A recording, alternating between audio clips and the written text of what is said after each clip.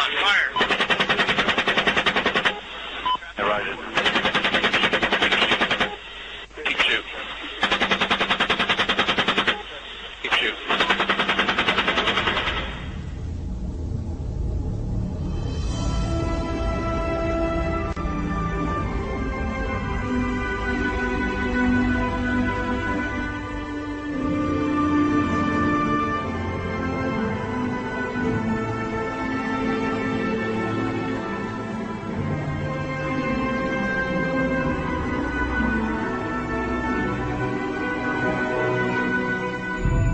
La guerra que nunca se ve.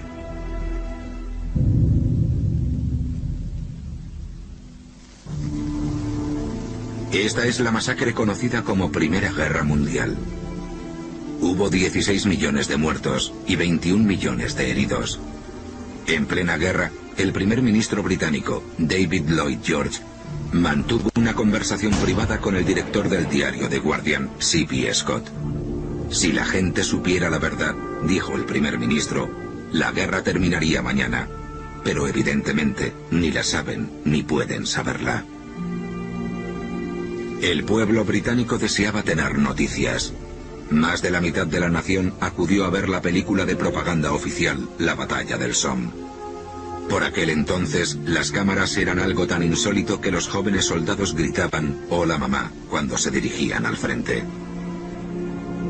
Y al morir en el campo de batalla, se les oía llamar a gritos a sus madres, pero de esto apenas se dio información.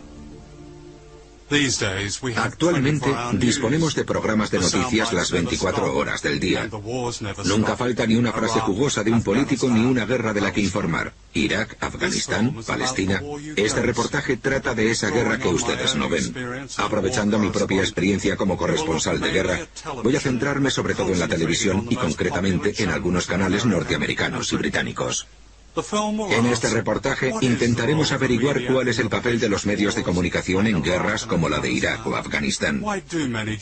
¿Por qué muchos periodistas se hacen eco de las mentiras de los gobiernos?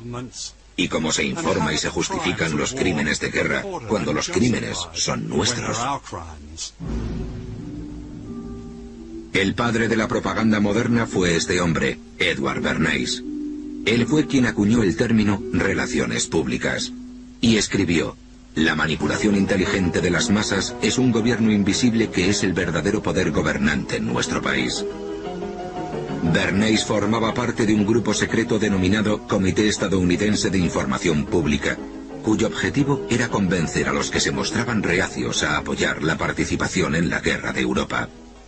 Edward Bernays y Walter Lippmann se entrevistaron con el presidente Wilson y le dijeron, si decide entrar en esta guerra, vamos a necesitar venderla al pueblo norteamericano. Y efectivamente Wilson crea la primera maquinaria propagandística de la era moderna. La idea era brillante.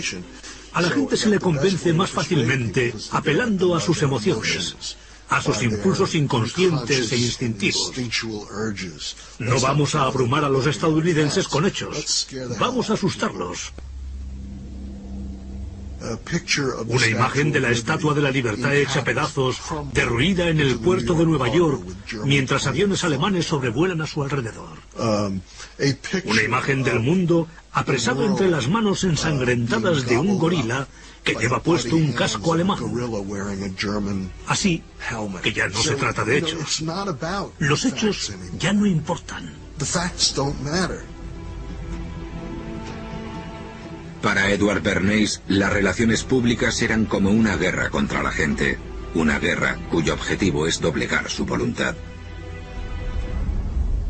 En una época en la que no estaba bien visto que una mujer fumara, y mucho menos en público, convenció a un grupo de mujeres jóvenes para que, como símbolo de la liberación de la mujer, desfilaran fumando por la Quinta Avenida.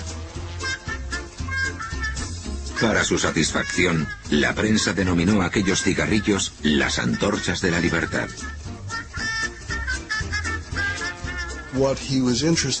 Le interesaba crear una asociación entre un producto, en este caso cigarrillos, y la liberación de las mujeres. Y su estrategia funcionó. Tuvo una enorme cobertura informativa y las mujeres comenzaron a fumar en público.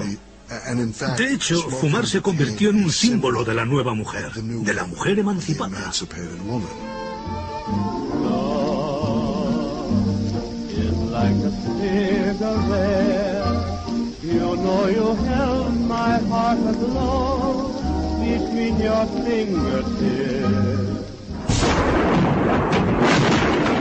Irak, 20 de marzo de 2003.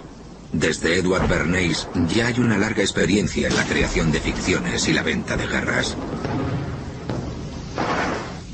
La venta de esta invasión dependía de que los medios de comunicación difundieran una serie de mitos, como el vínculo entre Saddam Hussein y el 11 de septiembre.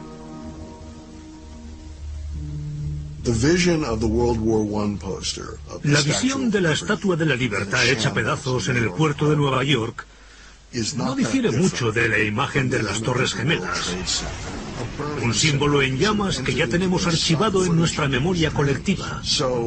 De modo que de inmediato asociamos la imagen de las Torres Gemelas con Saddam Hussein y con Irak.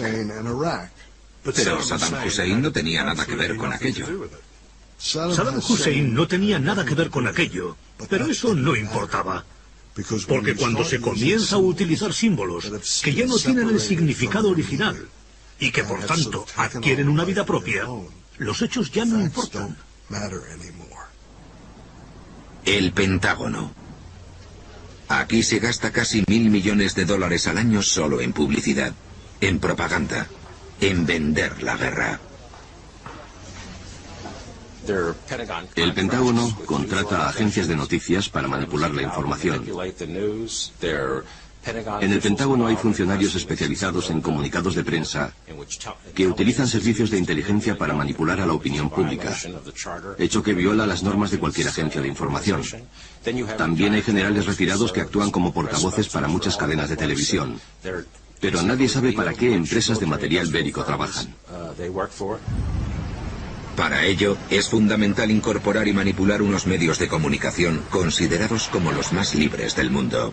Conflicto en Irak. Si Estados Unidos comienza la guerra, sintonice con MSNBC y los expertos. Si desde el primer momento los periodistas, y yo me incluyo, hubiéramos cumplido con nuestra obligación, hubiéramos hecho preguntas duras, incisivas, agresivas, y hubiéramos investigado a fondo, en vez de actuar como una especie de taquígrafos que asisten a las ruedas de prensa, escuchan la versión oficial y la publican al día siguiente en el periódico.